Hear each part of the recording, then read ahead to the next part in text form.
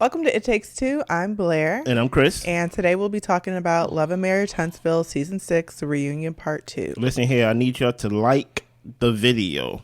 Yeah, like it before we get started. I already know you're going to enjoy it once we get done talking. Subscribe, share, and leave a comment. We'd like to hear from you. You ready, Blair? I'm ready. Come on, let's go.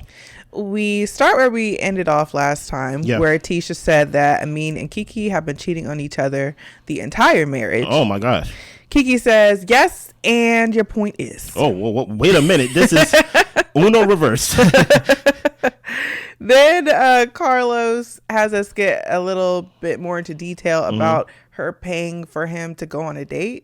And so she says that he asked her for money earlier in the day, and then later that day she caught him on a date with some woman. So it wasn't exactly how Tisha was trying to paint it out to be. No, it wasn't exactly what Tisha was Listen saying. here, Tisha came here with a game plan to try to expose her cousin. You want to say, I'm a cheater? Well, I'm going to put some family business out there today. Guess what? You be cheating on your husband and y'all be cheating on each other. Boom. And she's like, so? That's light work. Listen here, I sometimes get addicted to drugs. KeKe is saying saying I'm a cheater is nothing, right? You know what I'm saying? Continue. Well, Tisha pulls out a paper and she is explaining why she didn't talk to KeKe at the barbecue, which was about the guy who was on the phone, and KeKe never called her, but wanted to talk to her in person. Tisha says that KeKe is trying to use Tisha and Marsau as a storyline. That is true. Listen here.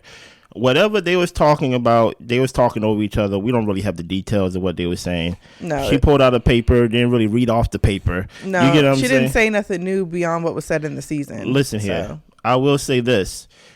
KeKe, if you got an intro as all the other main characters do, I need you with a main character story. You get what I'm saying? Give us some insight on how y'all be cheating on each other. Let's see your marriage. Stop talking about Marsau and Tisha's relationship and marriage. There's no reason why this show is called Love and Marriage and you're talking about somebody else's marriage when you yourself is married. Right. Let's see what's going on in your closet. Let's see those skeletons, you know? Come on. Carlos asked Melody and Kimmie if Tisha is in denial after going back and forth for a while because neither of them really seemed to want to answer. Well, Kimmie says that she doesn't think Tisha's in denial. We've been through this for 5 years. Is Marsau cheating? Is he not? And nothing's ever come out about it yet. Melody says that she thinks it's a lot, and from experience she knows that choosing to walk away from a marriage 9 times out of 10 you want something concrete, and Tisha doesn't feel she's gotten anything concrete. How do you feel about that little like, hey Mel, you go, no Kimmie, you go, no Mel, you go? I mean, yeah, that was a little odd to me because it made me think like, okay, so they probably both think she's in denial, but when they actually came out with their answers, then yeah, I mean, we don't have anything on Marsau concrete. So what is she supposed to do? Hey, I said it before. Y'all been saying that Marsau had been cheating on Tisha this whole time. Don't give me no back pictures. Don't give me no y'all little apartment y'all had in Atlanta or like whatever y'all had. Give me pictures. Give me hidden babies. Give me something. That we can fire off on them. But until then, that's why Marsau just laugh and he smiles and he makes his little sly remarks because he's like, y'all have nothing. It's besides me just being a little jokey and all that stuff, y'all don't have a thing. And I'm like, hey, if y'all have it, this is the time to put it on the table. Because I don't want to hear about Marsau cheating on Tisha no more throughout this series because y'all have been giving me blue balls about this for the past 6 seasons, it seems like. You know what I mean? Continue. Well, KeKe has been calling Tisha dumb since she's been on the stage. Y'all on the same family, but it's okay. KeKe thinks Tisha's dumb because why would she all of a sudden make things up about her marriage? And Marsau said, so you can have a storyline. I mean, that's pretty much the answer. We already went through that. Right. We already went through that. Yeah, we already went through that. Yep. KeKe's Crime Stopper situation and drug test situation she took with Mel. We get to see the clips of that from the season. Yeah. And they highlight that she was tested for methadone, but the test came back negative for methadone, even though she said she was on it. Carlos says the cast and crew have thought her actions have seemed erratic. I'm going to ask you a question about that. Ask me a question, Blair. Was that inappropriate of him to say unprofessional? Why is the crew gossiping about KeKe if she seems erratic? As a producer, do you think maybe he should have talked to her, pulled her to the side as a boss, and asked if she's okay. Talk about when you say the crew acting erratic. You talk about like Martell them? No, the cast is Martell and them. The crew is like the production, the people who handle cameras, editors, things like that. Oh, okay. Did I think it was professional? I'm unprofessional. I don't know, cause I ain't really think of it. I ain't really see that, or really hung on that when he said that. So now that you ask it, I don't know. I don't know, because he only saying what we thought. Yeah. You get what I'm saying? So I'm like, professional or not, we all thought it. Truth be told, having them argue on the stage, someone say this is not professional. This whole show is not professional. So I'm like, hey, listen, we want to get to the truth. How we get there, I don't care. You know what I mean? They're like, obviously, you thought it was kind of a little step in the line a little bit or whatever. A little bit. Okay. I felt like, he could have said the cast thought X, Y, and Z, but he didn't have to put it to like the crew and like the whole team that's putting the show on. Everybody been talking about you thinking you're erratic. Like, I'm just like, okay, that's a little unnecessary. So maybe. Yeah. Anyway, KeKe said that when she is annoyed, she's triggered, or she is ignored, she's triggered. Yeah. And Tisha says that KeKe's still on drugs. Listen here. Carlos was saying that, to Tisha's point, that look, Tisha didn't do nothing to you when she threw the drink on you, because I think that's what he was talking about, the erratic behavior of her throwing the drink on someone. Right. And she was like, no. Tisha knows that one of my triggers is to be ignored. Well, guess what? You're grown. And you can't let no one trigger you, KeKe. Even though Tisha was immature as well, because don't make it seem like Tisha didn't do nothing now. Yeah. She was passive aggressive, and we learned that passive aggressiveness is still aggressive. You know what I mean? So Tisha did not pull KeKe to the side or didn't say, hey, KeKe, me and you are not friends. Me and you are not in a talking predicament right now. I don't want to talk to you. Right. You get what I'm saying? So, like, I mean, yes, that is erratic behavior to throw a drink on somebody. But go ahead, continue. Yeah. Well, Tisha says that KeKe's still on drugs. She said KeKe told her a situation about when she was buying drugs and something with the money didn't go right and something like that. And she said it was within the past year or so. And KeKe's like, that was like years ago. They said this took place in like 2021. So I'm guessing it's like early 2023, around that time. I don't know. My whole thing is, we are doing semantics now. Like throughout this process, as we're going to continue on, how did you feel about the cousins going at each other like this? Honestly, because this is not Melody and Tisha, meaning like they just basically just employees. Like, y'all still gotta be family after this.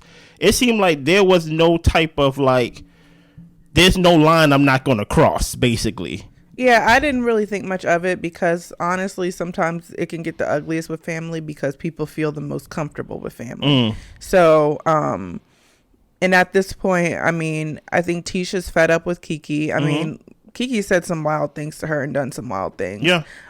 So, and KeKe has said in like different interviews that Tisha's done stuff to her too. Well, she's never exactly said what it is. So, I mean, as far as I know, Tisha ain't done nothing to you. I just thought this was just so strange, because I'm like, y'all talking as if y'all don't care about what y'all say. Y'all don't care about the consequences of what y'all say. And like, it's almost as if no point of return.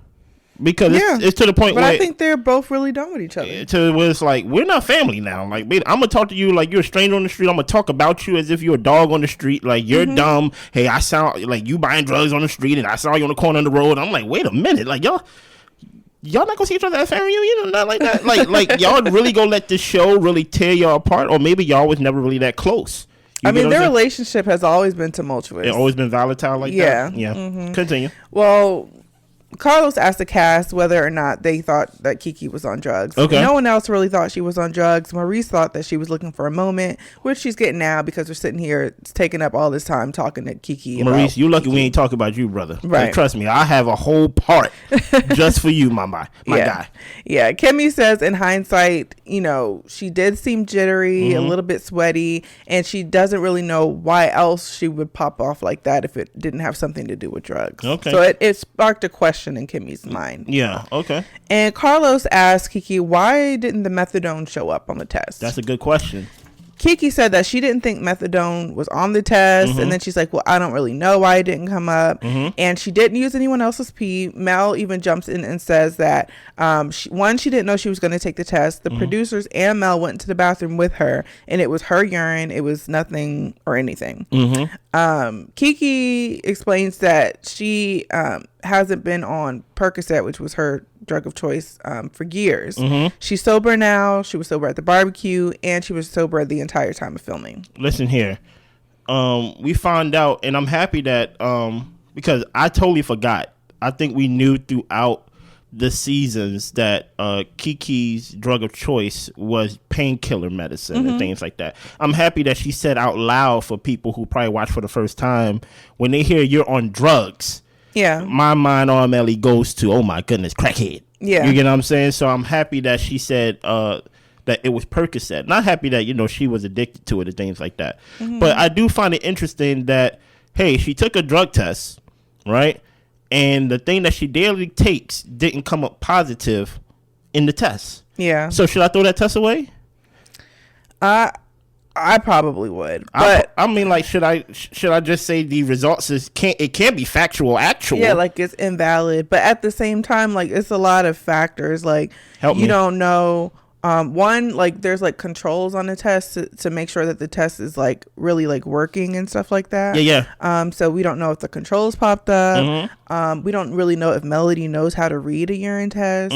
And we don't know if maybe it was sitting out. Sometimes if the temperature on the test is wrong, then it can bring up different results. So I'm just saying, like, I don't know. The methadone should have popped up. And listen, and we're not questioning Melody's intellect. Not at all.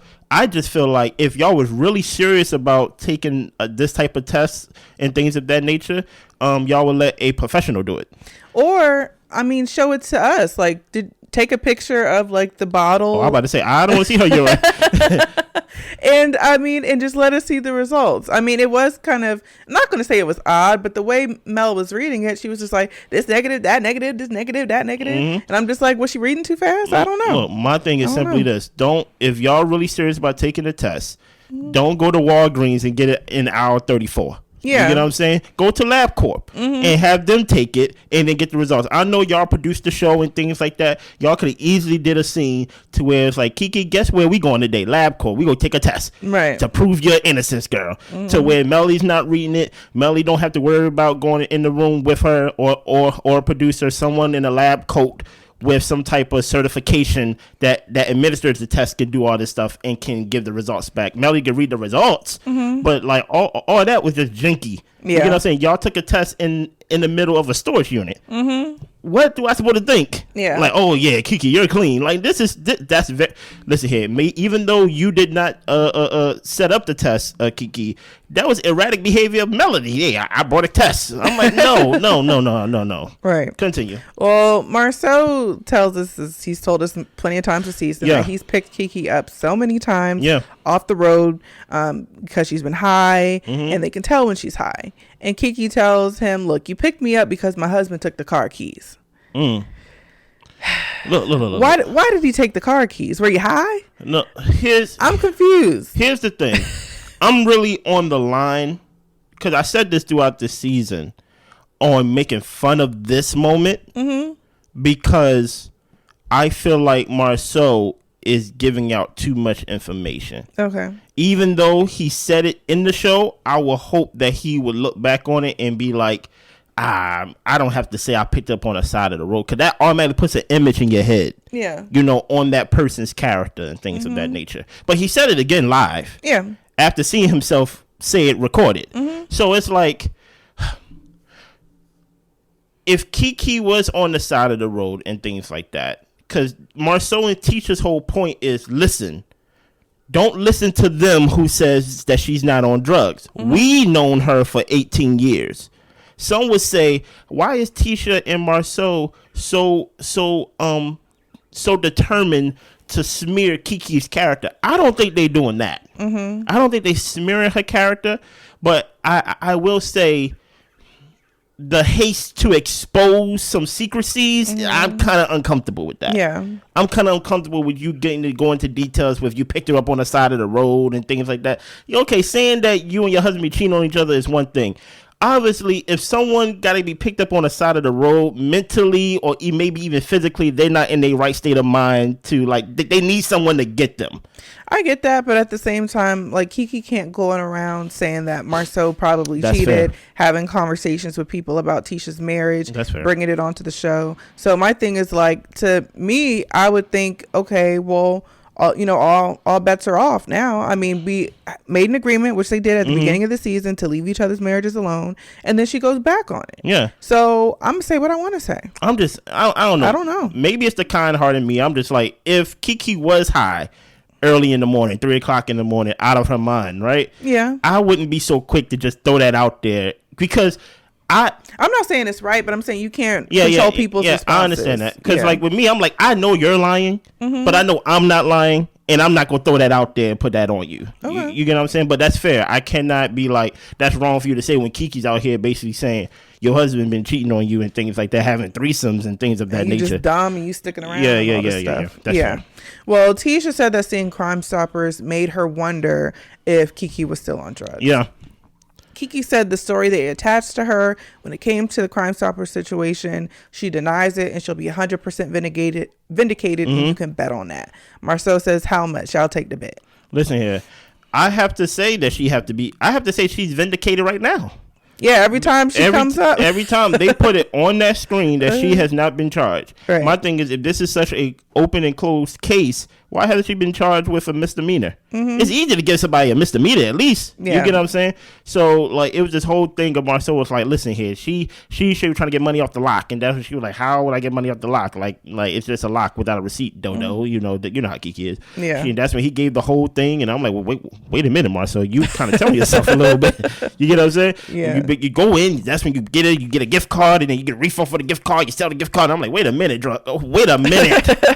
You know, no. Do I hope that their relationship is repaired? Honestly, I don't. I just hope they avoid each other. Yeah. But I will say this though, as I was giving out pink slips a couple weeks ago at the finale of this season, Kiki, don't come back on this show unless we talking about you. Right. I don't want to hear about you and Tisha. You get what I'm saying? Listen, we already got to deal with Melody and Martell. We already know that as long as Melody is on the show, her divorce will be the topic. As long as Martell is on the show, it will always be about him getting back with Melody or something of that nature. We don't have to deal with every time your scene is up, you talking about Tisha. Talk about your marriage. Right. You get what I'm saying? Your love. You know what I mean? I'm tired of talking about y'all. Continue. Well, Tiffany and Lou are back. Hello, Tiffany and Lou. And also on the stage are Chris and Nell. Hello, Chris and Nell. And I would say, I think Chris and Nell are best dressed. I don't know. I ain't like Chris' outfit at all. Really? No. Oh, okay. Well, Chris teaches Carlos a little dance because he likes to be on the TikTok and dance and I stuff. see you dancing, my brother. Then we watch Martell juggle dating and co-parenting throughout the season. Martell says that he and Shari were friends. They were never a couple. And Kimmie said, well, that about tracks because she didn't see the warmth of the relationship. It looked like a business situation. Okay, Kimmie. Martell says people don't go walking around holding hands and kissing. Martell said that it wasn't a business relationship. They just were enjoying each other. Okay. Tiffany says, if y'all weren't dating, then why did you come at me the way that you did after I spoke to Shari? Tiffany, as quickly as I miss you is as quickly as I wanted you gone again. Well, she had to insert herself in there because I think they were going to have the conversation without her. And she's like, I'm here. I came to work. Yeah. So I'm going to work. Yeah. After like you left, you know what I mean? I understand. Well, basically, he's just like, what you said was inappropriate. It was. Yeah. Lou says some sentiments, because Carlos asked, did you think when you actually saw it back versus what Tiffany said, was it accurate to what she explains? And Lou says some of the sentiments she reflected were spot on, and some were, he didn't necessarily say exaggerated, but kind of like a little off. That is what you call defending my wife of basically just saying outright, my wife is a liar. Right. He can't say that. So he's going to say, oh, yeah, she definitely told me some truth. The only truth she said was Marsau and Martell talked to me. Right. But everything else in between was hyperbole. Yeah. You know? He just didn't feel like it would need to take two men to talk to Tiffany. And Tiffany was offended by being called a Karen because she's half white. Marsau says it has to do with how she acts. It has nothing to do with her race. And he tried to explain to her what a Karen is, with being opinionated and putting opinion before others. And they pretty much said, well, that sounds like that could be you too. Wait a minute now. I'm going to ask you a question, Blair. Do you believe Tiffany's a Karen? Yeah. Do you believe that part of the reason why they use that insult towards Tiffany is because she's mixed with whiteness as well too? No. I do. You do? Yes, because you never hear a black person be called a Karen and stuff like that. And if they are, for one, where it originated from, it was from somebody calling that to a white woman. Yeah. And things like that. So if you're acting like a Karen, I'm basically like, hey, you're basically acting like that white side of you and things like that. But I will say this though. It does have to do with her actions, because anytime that Tiffany does something that is objectively wrong and confronted, she starts crying. Yeah. Remember that time when she was talking about Monster? Yeah. And Maurice and Kimmie Maurice mainly had a conversation with her and things like that, basically saying like that wasn't right, that wasn't appropriate. And then she's crying? Yeah. It's like, yo, you throw out the most inappropriate things to say. You know what you said to a charade was very wrong and things of that nature. And then when you get confronted about how wrong it was, because guess what? Listen here.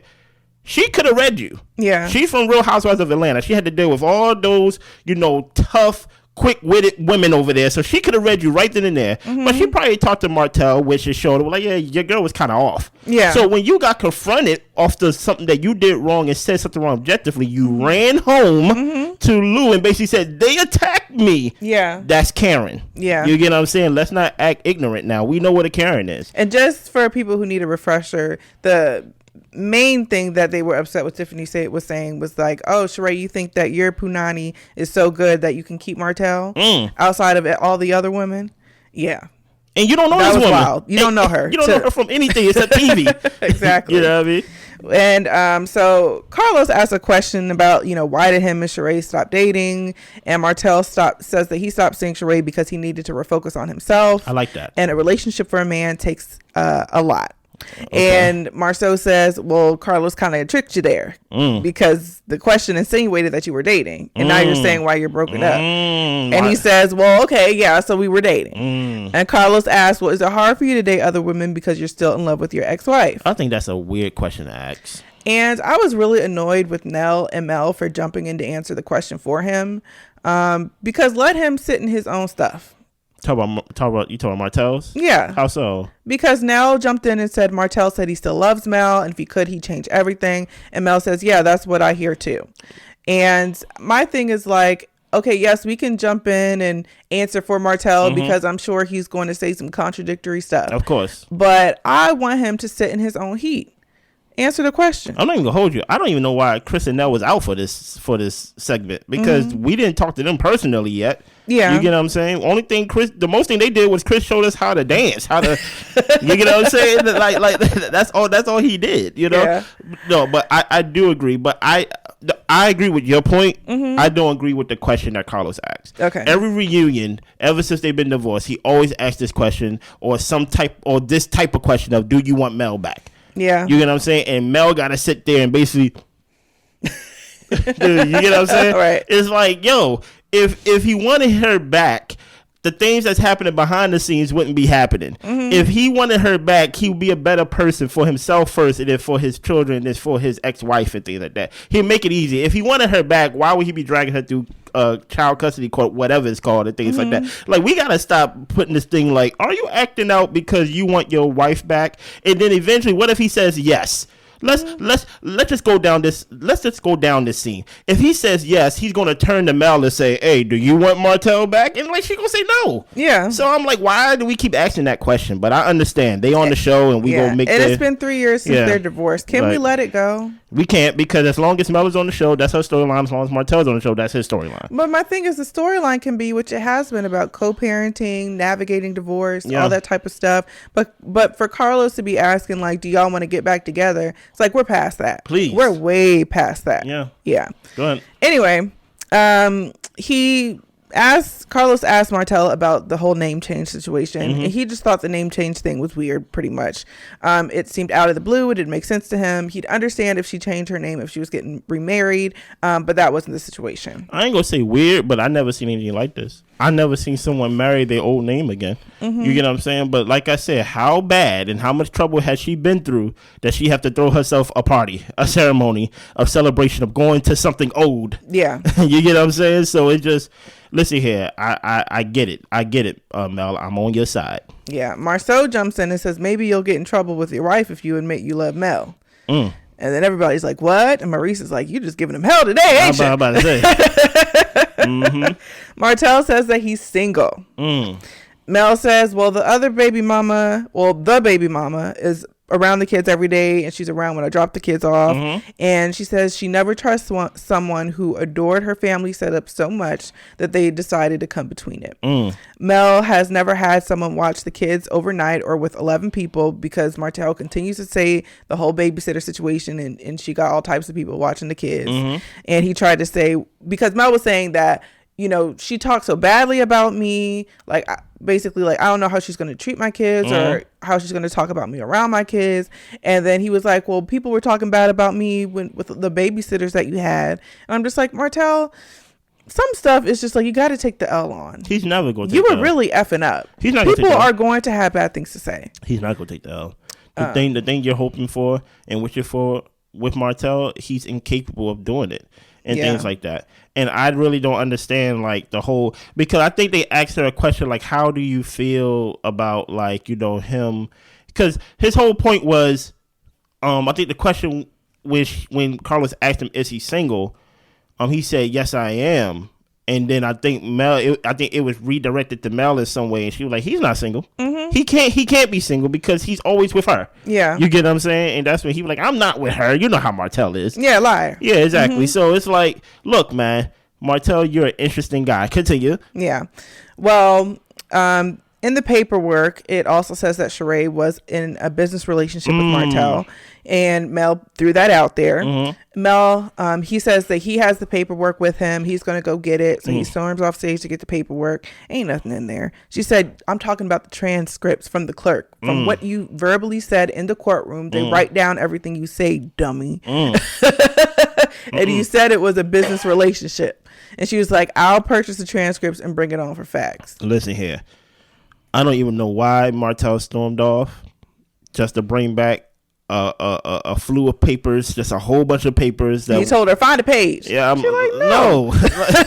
I don't know what this is. Why is your birth certificate in here? Like, it just Martell just doing a lot, and it just seems like a lot. You get what I'm saying? Continue. Martell calls her a liar, says that she is making him look horrible. She makes him look horrible on TV. Carlos has Martell calm down to try to stop the conversation. And Mel says, well, that's why she had to beat him up that one time. Listen here, I wouldn't say that when I'm in court.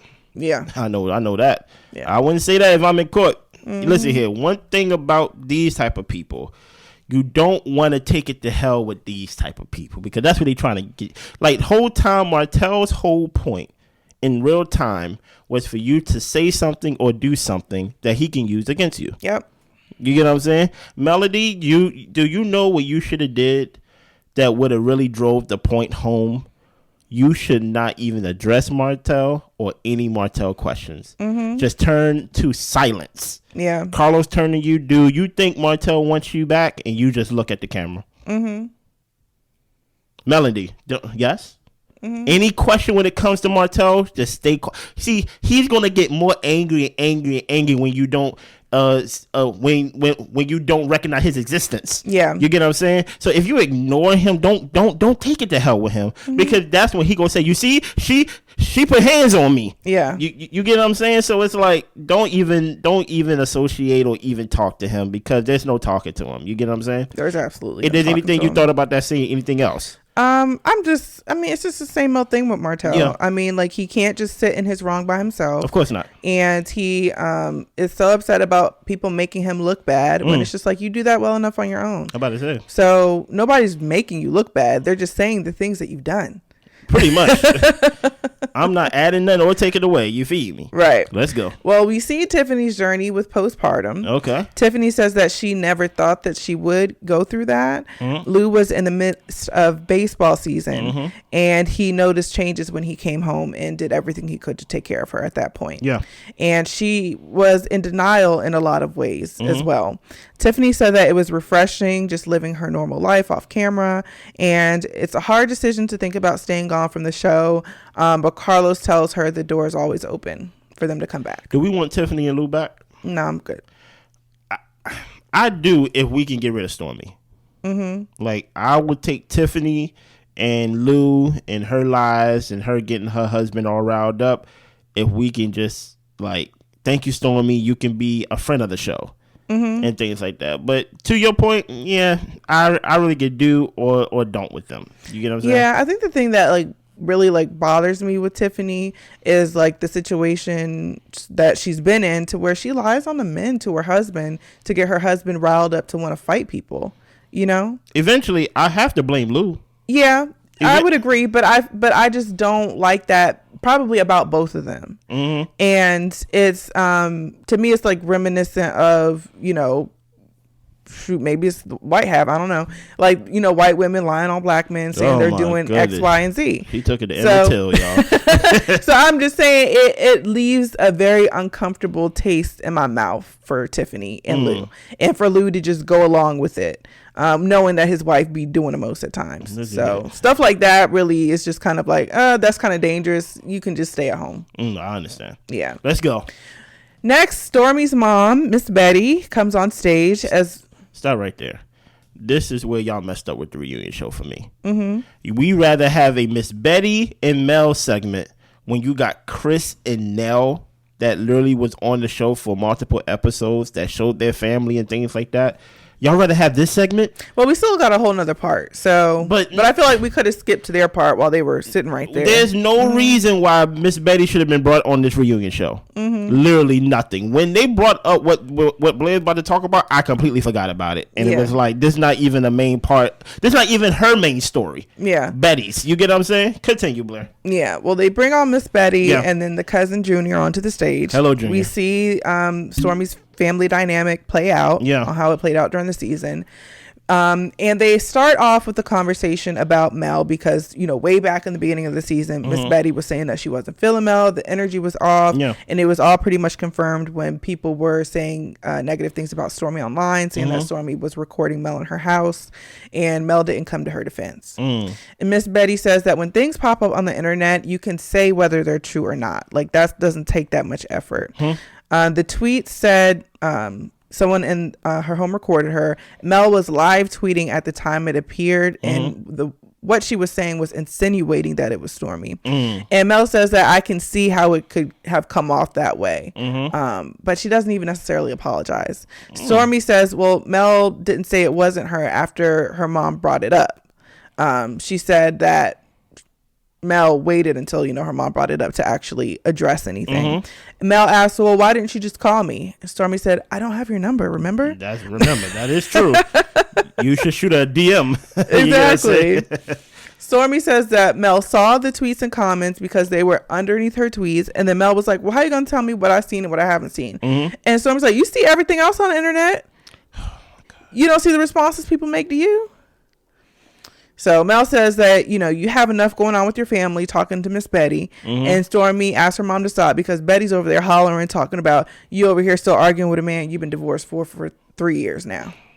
Dude, you see why I say, like, this didn't even have to be a scene? This is how we ended the part 2 reunion. Yeah, I would have been fine talking to Stormi about her family dynamic, just Stormi alone. I didn't need to see Betty and Junior on the stage. Junior was fired. Yeah. You get what I'm saying? What is Junior here to say? Exactly. And my whole point is we didn't even need Betty or even to talk to Stormi again. Let's talk to Chris and Nell. They literally was sitting there. Yeah. And you moved them or basically told them move to the side because Betty and Junior about to come out while Betty about to come here. Betty came out here on her fandom. and things like that. I don't know how Betty Betty hasn't been on the show, but she knows so much about the show. Yep. You get what I'm saying? So I'm like, how do you supposed to quote unquote know what Mel's seen and things of that nature? Because there's the fan pages. She be in the fan pages, so keeping up with all the mess. Listen, that don't mean I'm in the fan pages. These people are fans of me. I think they call them millimeters or things like that. Listen, they are fans of me. That don't mean I'm over here creating the fan pages, reading everything they say and things of that nature. And you over here talking about you over here arguing with a man over 3 years. Listen here, Betty. I'm gonna give you your pink slip right now. Oh. I ain't gonna wait till next pink slip Sunday. Don't come back on my show, okay? Because you being on that couch talking about Mel and things of that nature, things y'all talk about that Facebook group, we don't care. No, we honestly don't. It was a wasted segment. Come on, Carlos. Let's try to get things out. We honestly could have had a Nell and Chris segment about what happened with the kids and things like that. Remember his daughter thrown out the house. And I think we will. But this is not enough. It's not enough because they obviously go back to the whole thing of, hey, Marsau, do you believe Tisha can cheat on you? I'm like, oh, yeah, we're back on this. You get what I'm saying? How do you feel about this part of the reunion, Blake? Anything else? It was entertaining. Don't really feel like I learned anything new. No. Don't really feel like things got hashed out. But it was entertaining. Do like you feel like Mr. King is doing a good job with the reunion, how he's hosting it and things like that, the questions and the pace that he's setting, things like that? Overall, yes. Okay. But some of the questions to me are just like played out. Like, okay. These are like season 1 questions or season 4 right after they got the divorce or whatever. Like some things I'm just like, okay, can we progress with this story a little bit further rather than do we want to get these people back together? Is Marsau possibly still cheating? You know, stuff like that. I'm just like, okay, like let's dead the issue. Yeah. Mr. King, Mr. Carlos King, I feel like you're doing a good job. I'm just one bad segment not gonna make me feel like you're not doing a good job. You can bring it home strong with part 3 though. You can bring home part 3. Anything else, Blair? That's all I got. Y'all be good. Bye.